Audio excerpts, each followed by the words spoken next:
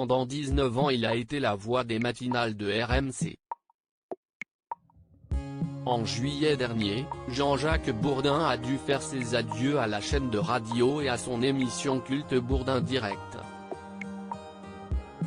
Une éviction dont il ignore encore les raisons profondes.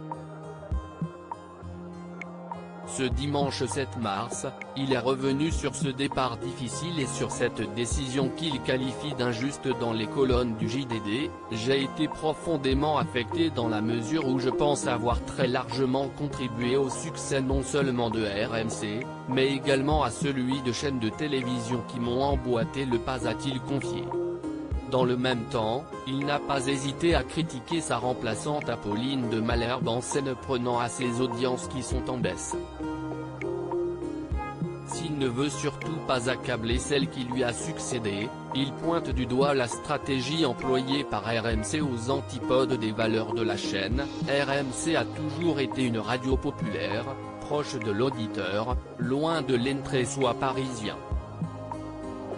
Et je ne souhaite pas qu'elle s'égare, a-t-il affirmé avant d'ajouter, cet éloignement explique sans doute les chiffres actuels.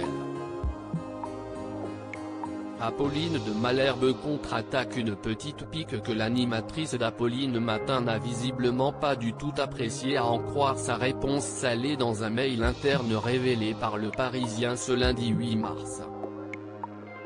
En colère, elle s'est indignée en évoquant des déclarations misérables et pleines de ressentiment. Certes, nous n'imaginions pas de sa part des encouragements. Mais j'espérais pour nous tous au moins le respect du maillot RMC, le respect du collectif, et un minimum d'honnêteté, a-t-elle regretté. Sur sa lancée, la journaliste a elle aussi attaqué les audiences des dernières émissions de l'époux d'Anne Niva.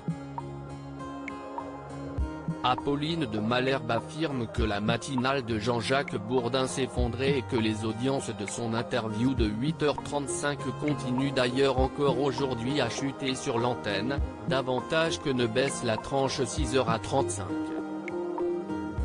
La guerre semble déclarée entre les deux rivaux.